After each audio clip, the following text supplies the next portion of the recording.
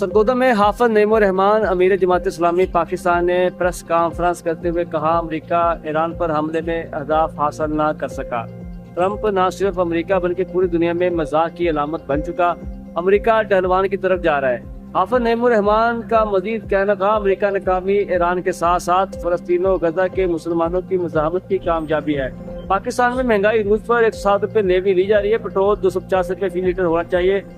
Governance میں نون league, Peoples party اور P T I ناکام ہو چکی ہیں۔ تعلیم، صحت، انصاف، امن، روزگار عوام کا بنیادی حق ہے جو حکومت فراہم کرنے میں ناکام ہے۔ عمران خان سمیت ہر سیاسی رہنما کو سیاست کا حق ملنا چاہیے۔